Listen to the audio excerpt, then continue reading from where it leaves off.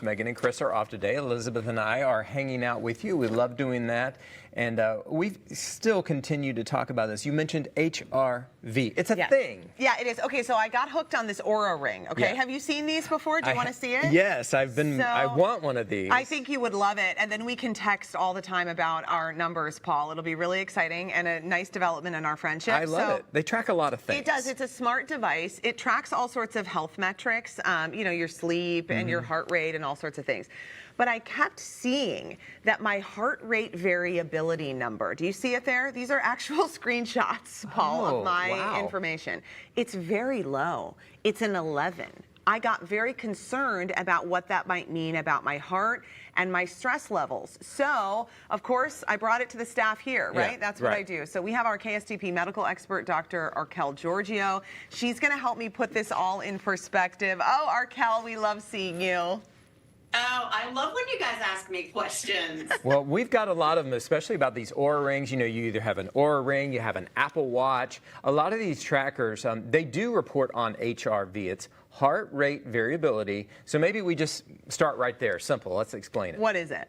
Sure, absolutely. So heart rate variability is the millisecond differences between each heartbeat. So, you know, we always say, oh, my heart rate is 80 or 75 or whatever it is. But the time between each beat is not exactly the same. There are minor differences. That variation is what's called heart rate variability. And the reason that there's differences from beat to beat to beat is that your heart is constantly responding to make your body ready to react to the environment. And so, you know, our body is so incredible. So that's why it's constantly changing. It's not noticeable when you feel your pulse, but it is when it's tracked by one of these trackers, or even better, by an EKG. Okay, so really why I got all stressed out about my stress, Arkel, because that's what's happening. Now I'm stressed, but now I'm stressed about my stress. Yes. It's a really vicious cycle. Was because I started reading that a high HRV is really good. That if your HRV for my age is like, you know, 45, 50, 60, that's good. And then I was seeing these alerts on my Oura ring that says my HRV is 11. And frankly, I've been shocked I even wake up in the morning. So what is this true? Like, if you have a low HRV, how stressed should I be about my stress is what I'm asking. Okay, let's start here, Elizabeth. Don't stress. Just don't stress. Let me tell you why.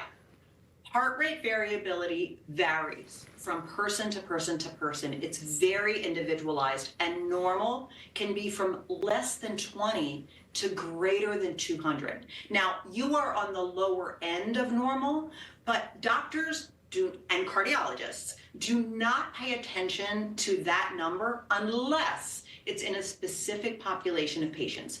People who've had a heart attack, people with heart failure, people with diabetes. You are not in that category. And so the recommendation from the societies, from experts, is that if you want to pay attention to your HRV, okay, but compare yourself to yourself, not to anyone else. Oh, okay. So you'd want to track it over a certain amount of time, and if it looks a little So if off. I went from like a 60 to an 11, that's a concern. If I've always been an 11, that's less of a concern.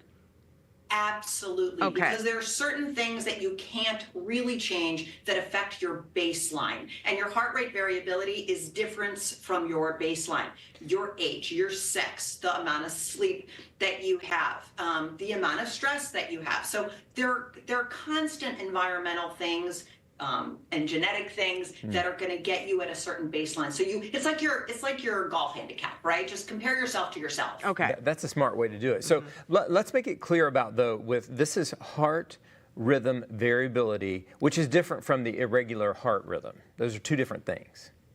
Absolutely. So heart rate variability, as I said, are the microsecond differences, normal microsecond or millisecond differences between each heartbeat.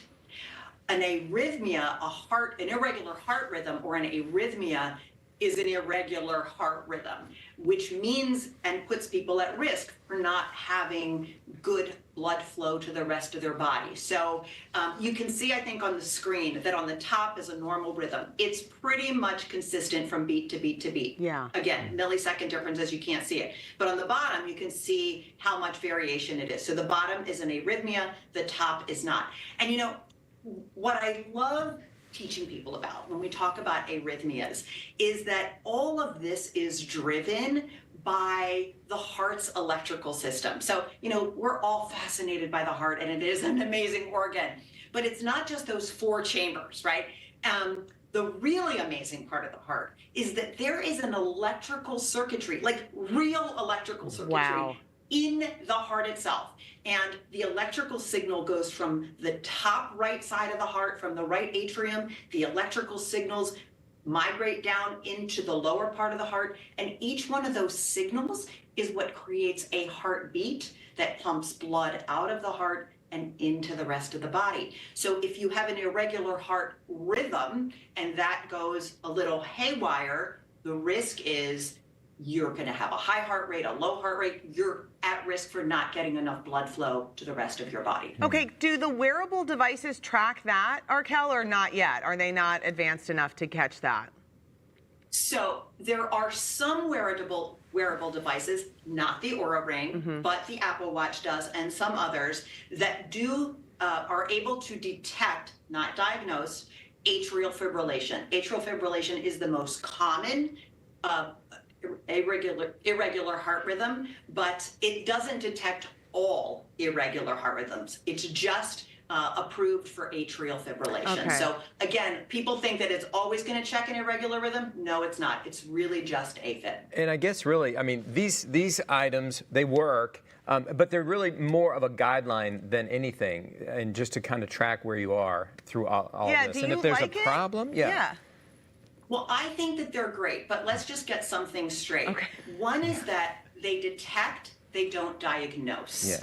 And I think people really need to remember that. The other thing to remember is that a risk of using these devices, especially if you're a little older with some chronic disease, is that you might not feel well, but you'll say, well, but my Fitbit, but my Apple Watch says I'm okay. Listen to your body, not to the device. Yeah. The other risk is that you get overly concerned about what it shows you, and that could be, you know, create over testing, lots of visits to the emergency room, and like the stress that you were talking about Paul's earlier. laughing at me. I know. Yeah. Don't be overly concerned. No, I mean, it is true. I think that can be the concern. I think because mine was so far from what I was reading should be normal, you know, that I just started going, oh my Sure. goodness. But I will say, Arkel, one thing I love about these things is that the step counting is so motivating for me to go, oh, you know what? I'm going to zip I out use it and get all an the extra time. walk. And my tendency, and I think a lot of like particularly working moms, is to maybe I don't feel that great, but I'm going to power through. When I get the confirmation that I do need to rest from the information, I'm taking it a little bit more seriously. So that's my feedback. Absolutely. So, Elizabeth, one thing that you might want to think about, you're starting at about an 11. Yeah. So see if you can relax enough to get it up a few points. You're not going to get up to 50, but you could get it up a few points. And the more you relax, the more your body is able to respond and have a higher heart rate variability, which is generally associated with decreased stress. This is good, Arkel. love it. Okay, you take care of the rest of the show. I'm going to curl up right here and relax. The doctor said so. We're going to track your numbers at That the top of the sounds hour. great. We'll see what's going. Arkel, we love you. Nice to see you. Thank you. Love See you you. too. Okay, if you want more medical news and how it impacts you, check out Arkel's podcast. It's called Speak Up for Your Health, and we posted a link to episodes on Twin City or Minnesota Live. Yes. Oh gosh, sorry. This is the place. It's my muscle memory.